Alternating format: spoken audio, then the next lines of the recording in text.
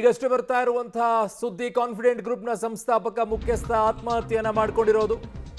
Big breaking news public ಟಿವಿಯಲ್ಲಿ ನಿಮಗೆ ಅವಾಗಿಂದಲೂ ಕೂಡ ಕೊಡ್ತಾ ಇದ್ದೀವಿ. ಬೆಂಗಳೂರಿನ ಐಟಿ ದಾಳಿಗೆ ಈಗ ಕಾನ್ಫಿಡೆನ್ಸ್ ಗ್ರೂಪ್ನ ಚೇರ್ಮನ್ ಸಿಜೆ ರಾಯ್ ಆತ್ಮಹತ್ಯೆಯನ್ನ ಮಾಡಿಕೊಂಡಿರೋದು. ಎದೆಗೆ ಗುಂಡು ಹಾರಿಸಿಕೊಂಡು ಆತ್ಮಹತ್ಯೆಯನ್ನ ಮಾಡಿಕೊಂಡಿದ್ದಾರಂತೆ. ಕಚೇರಿಯಲ್ಲೇ ಶೂಟ್ ಮಾಡಿಕೊಂಡಿದ್ದು ಸಿಜೆ ರಾಯ್. ಐಟಿ ಅಧಿಕಾರಿಗಳ ಎದುರಲ್ಲೇನೆ ಆತ್ಮಹತ್ಯೆಯನ್ನ ಮಾಡಿಕೊಂಡಿರೋದು. ಐಟಿ ದಾಳಿಗೆ ಹೆದರಿ ಸುಸೈಡ್ ಮಾಡಿಕೊಂಡಿರುವಂತ ಶಂಕೆ. ಬೆಂಗಳೂರಿನಲ್ಲಿ ಐಟಿ ದಾಳಿಗೆ ಬಿತ್ತು ಖ್ಯಾತ ಬಿಲ್ಡರ್ನ ಹೆಣ. ಕಾನ್ಫಿಡೆಂಟ್ ಗ್ರೂಪ್ನ ಮಾಲೀಕ ಸಿಜೆ ರಾಯ್ ಆತ್ಮಹತ್ಯೆಯನ್ನ ಮಾಡಿಕೊಂಡಿರೋದು. ಪದೇ ಪದೇ ಕಳೆದ 3 ತಿಂಗಳಿನಿಂದಲೂ ಕೂಡ ವಿಪರೀತವಾಗಿ ಐಟಿ ದಾಳಿಯನ್ನ ಮಾಡ್ತಾ ಇರೋ ಹಿನ್ನೆಲೆಯಲ್ಲಿ ಸಾಕಾಗೋಗಿತ್ತಂತೆ ಅವರಿಗೆ. ನನಗೆ ಜೀವನ ನಡೆಸಕ್ಕಾಗ್ತಿಲ್ಲ ಅನ್ನೋ ರೀತಿಯಲ್ಲಿ ಅವ್ರು ಹೇಳಿದ್ರಂತೆ. ಸೊ ನೇರವಾಗಿ ಶೂಟ್ ಮಾಡಿಕೊಂಡು ಎದೆಗೆ ಆತ್ಮಹತ್ಯೆಯನ್ನ ಮಾಡಿಕೊಂಡಿದ್ದಾರೆ. ಇಮ್ಮಿಡಿಯೇಟ್ ಆಗಿ ಸ್ಥಳೀಯವಾಗಿ ಆಸ್ಪತ್ರೆಗೆ ಕರ್ಕೊಂಡೋಗಿದ್ದಾರೆ. ಬಟ್ ಅವರು ಉಳಿದಿಲ್ಲ. ಎದೆಗೆ ತಲೆಗೆ ಹೊಡ್ಕೊಂಡ್ರೆ ಬದುಕಕ್ಕೆ ಚಾನ್ಸೇ ಇಲ್ಲ. ನನ್ನ ಸಹೋದ್ಯೋಗಿ ಉಮೇಶ್ ನನ್ನ ಸಂಪರ್ಕಕ್ಕೆ ಸಿಗ್ತಾ ಇದ್ದಾರೆ. ಉಮೇಶ್, ಈಗ ಏನು ನಡೀತಾ ಇದೆ ಸ್ಥಳದಲ್ಲಿ? ಪೊಲೀಸರೀಗ ಬಾಡಿ ಎಲ್ಲಿದೆ? ಈಗ ಆಸ್ಪತ್ರೆಯಲ್ಲಿರೋದಾ ಇಲ್ಲ ಅದೇ ಜಾಗದಲ್ಲಿರೋದಾ?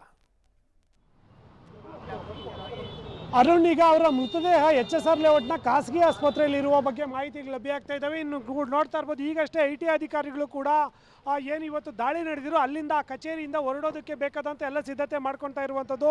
ಅವರು ಬಂದಿದ್ದಂಥ ವಾಹನಗಳೇನಿದ್ವು ಬಿಲ್ಡಿಂಗ್ನ ಪಕ್ಕದಲ್ಲಿ ಇದು. ಇವತ್ತು ಕಚೇರಿ ಮುಂಭಾಗಕ್ಕೆ ಇವತ್ತು ಅಧಿಕಾರಿಗಳು ಆ ಕಾರನ್ನು ತೆಗೆದುಕೊಂಡು ಬಂದಿರುವಂಥದ್ದು. ಇನ್ನೇನು ಕೆಲವೇ ಕ್ಷಣಗಳಲ್ಲಿ ಐಟಿ ಅಧಿಕಾರಿಗಳು ಇಲ್ಲಿಂದ ಹೊರಡೋದಕ್ಕೆ ಸಿದ್ಧತೆ ಮಾಡ್ಕೋತಾ ಇದ್ದಾರೆ. ಮತ್ತು ಈ ಶೂಟ್ ಮಾಡ್ಕೊಂಡಿದ್ದು ಸಂಬಂಧಪಟ್ಟ ಹಾಗೆ ಮತ್ತಷ್ಟು ಮಾಹಿತಿಗಳು ಗೊತ್ತಾಗ್ತಾ ಇರುವಂಥದ್ದು ಏನಂದರೆ, ಏನು ಸಿಜೆ ರಾಯ್ ಏನಿದ್ರು ವಿಚಾರಣೆ ನಡೆಸಿದ ನಂತರದಲ್ಲಿ ಆ ಕ್ಷಣಕ್ಕೆ ಅವರು ಬೇಸರಗೊಂಡು ಏಕಾಏಕಿ ತನ್ನ ಗನ್ನು ಹೊರಗಡೆ ತೆಗಿತಾರೆ. ನಾನು ಕಿರುಕುಳ ಕೊಡ್ತಾ ಇದ್ರು, ಹಾಗಾಗಿ ನಾನು ಆತ್ಮಹತ್ಯೆ ಮಾಡ್ಕೋತೀನಿ ಅಂತೇಳಿ ಅಧಿಕಾರಿಗಳ ಬಳಿ ಹೇಳುವಂಥದ್ದು. ಆದರೆ ಅಧಿಕಾರಿಗಳು ಅದಕ್ಕೆ ಸೊಪ್ಪಾಕೋದಿಲ್ವಾ, ಅಂದರೆ ಬೆದರಿಸ್ತಾ ಇದ್ದಾರೆ ಅನ್ನೋ ನಿಟ್ಟಿನಲ್ಲಿ ಅವರು ಸುಮ್ಮನೆ ಇರ್ತಾರೆ. ಯಾವಾಗ ಇವರು ಏಕಾಏಕಿ ಆ ಗನ್ ಈಚೆ ತೆಗೆದ ತಕ್ಷಣಕ್ಕೆ ಒಂದು ರೌಂಡ್ ತನ್ನ ಎದೆಗೆ ಫೈರ್ ಮಾಡ್ಕೋತಾರೆ. ಫೈರ್ ಮಾಡ್ಕೊಂಡ ತಕ್ಷಣಕ್ಕೆ ಅಧಿಕಾರಿಗಳು ಕೂಡ ಗಾಬರಿಯಾಗಿ ಆ ಗನ್ನನ್ನು ಕಸ್ಕೊಂಡು ಅವರನ್ನು ಯತ್ನ ಮಾಡುವಂಥ ಕೆಲಸ ಮಾಡಿದ್ವಿ. ಆದರೂ ಕೂಡ ಅವರು ಸಾವನ್ನಪ್ಪಿದ್ರು ಅನ್ನೋದು ಈಗ ಗೊತ್ತಾಗ್ತಾ ಇರುವಂಥ ಮಾಹಿತಿ. ಹಾಗಾಗಿ ಐಟಿ ಅಧಿಕಾರಿಗಳ ಎದುರುಗಡೆನೆ ಈ ಆತ್ಮಹತ್ಯೆ ನಡೆದಿರುವಂಥದ್ದು.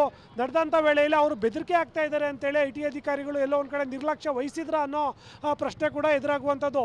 ಯಾಕೆಂದರೆ ಐಟಿ ಅಧಿಕಾರಿಗಳ ವಿಚಾರಣೆ ವೇಳೆಯಲ್ಲಿ ಅಥವಾ ಅವ್ರ ದಾಳಿ ವೇಳೆಯಲ್ಲಿ ಈ ರೀತಿಯಾಗಿ ಸಾಕಷ್ಟು ಬೆದರಿಕೆಗಳು ಬರ್ತಾ ಇರ್ತವೆ. ಆ ನಿಟ್ಟಿನಲ್ಲೇ ಇವರು ಕೂಡ ನಮ್ಮನ್ನು ಬೆದರಿಕೆ ಹಾಕುವ ನಿಟ್ಟಿನಲ್ಲಿ ಗನ್ನು ಹೊರಗಡೆ ತೆಗೆದಿದ್ದಾರೆ ಅಂತೇಳಿ ಅವ್ರು ಭಾವಿಸ್ಕೊಂಡಿರ್ತಾರೆ. ಯಾವಾಗ ಇವರು ಒಂದು ರೌಂಡ್ ಏಕಾಏಕಿ ಫೈರ್ ಮಾಡ್ತಾರೆ, ಫೈರ್ ಮಾಡಿಕೊಂಡ ತಕ್ಷಣಕ್ಕೆ ಅವರು ಗಾಬರಿಯಾಗಿ ಅವರನ್ನು ಆ ಗನ್ನನ್ನು ಕಸ್ಕೊಂಡು ಅವರನ್ನು ಹತ್ತಿರದ ಖಾಸಗಿ ಆಸ್ಪತ್ರೆಗೆ ಕಳಿಸುವಂಥ ಯತ್ನ ಮಾಡ್ತಾರೆ. ಆದರೂ ಕೂಡ ಅವರು ರಸ್ತೆ ಮಧ್ಯೆ, ಅಂದರೆ ಆಸ್ಪತ್ರೆ ಸಾಗಿಸುವ ಮಧ್ಯೆ ಸಾವನ್ನಪ್ಪಿರುವಂಥದ್ದು. ಈಗ ಐಟಿ ಅಧಿಕಾರಿಗಳ ತಂಡ, ಏನು 2 ಕಾರಿನಲ್ಲಿ ಬಂದಿದ್ದಂಥ ಐಟಿ ಅಧಿಕಾರಿಗಳ ತಂಡ ಈಗ ಹೊರಡೋದಕ್ಕೆ ಸಿದ್ಧತೆ ಆಗಿರುವಂಥದ್ದು. ಆದರೆ ಹಿರಿಯ ಅಧಿಕಾರಿಗಳೇನಿದ್ದಾರೆ, ಹಿರಿಯ ಅಧಿಕಾರಿಗಳು ಒಳಗಡೆ ಹೋಗಿರುವಂಥದ್ದು. ಒಳಗಡೆ ಹೋಗಿ ಸಂಬಂಧಪಟ್ಟಂಥ ಎಲ್ಲ ಮಾಹಿತಿಗಳನ್ನು ಕೂಡ ಕಲೆಕ್ಟ್ ಮಾಡ್ಕೋತಾ ಇದ್ದಾರೆ. ಇನ್ನೇನು ಕೆಲವೇ ಕ್ಷಣಗಳಲ್ಲಿ ಐಟಿ ಅಧಿಕಾರಿಗಳು ಕೂಡ ಹೋಗೋದಕ್ಕೆ, ನೀವು ನೋಡ್ತಾ ಇರ್ಬೋದು, ಕಾನ್ಫಿಡೆಂಟ್ ಗ್ರೂಪ್ನ ಕಚೇರಿ ಮುಂಭಾಗದಲ್ಲಿ ಒಟ್ಟು 3 ಇನೋವಾ ಕಾರುಗಳು ರೆಡಿಯಾಗಿರುವಂಥದ್ದು. KL ಅಂದರೆ ಕೇರಳ ರಿಜಿಸ್ಟರ್ನ ನಂಬರು ಕಾರುಗಳಿಂದ ಇವರು ಬಂದು ಇವತ್ತು ದಾಳಿ ಮಾಡಿರುವಂಥದ್ದು. ಹಾಗಾಗಿ ಆ 3 ಇನೋವಾಗಳಲ್ಲಿ ಹೋಗೋದಕ್ಕೆ ಸಿದ್ಧತೆ ಮಾಡ್ಕೊಂಡಿದ್ದಾರೆ. ಮತ್ತು ಮಾಧ್ಯಮಗಳೇ ಕಣ್ತಪ್ಪಿಸೋದಕ್ಕೆ ಅಂತಲೇ ಇವತ್ತು ನೋಡ್ಬೋದು ರಸ್ತೆ, ಇವರೇನೋ ಆ ಬಾಗಿಲೇನಿತ್ತು, ಬಾಗಿಲಿಗೆ ಇನೋವಾ ಗಾಡಿಗಳನ್ನು ಅಡ್ಡ ನಿಲ್ಲಿಸಿರುವಂಥ ಪ್ರಯತ್ನ ಮಾಡ್ತಾ ಇದ್ದಾರೆ. ಆ ಕಡೆಯಿಂದಲೇ ಹೋಗೋದಕ್ಕೆ ಎಲ್ಲ ಸಿದ್ಧತೆ ಮಾಡ್ಕೋತಾ ಇದ್ದಾರೆ. ಪೊಲೀಸರ ವಿಚಾರಣೆಯಿಂದಷ್ಟೇ ಮತ್ತಷ್ಟು ಮಾಹಿತಿಗಳು ಕೂಡ ಹೊರಗಡೆ ಬರಬೇಕಾಗುತ್ತೆ.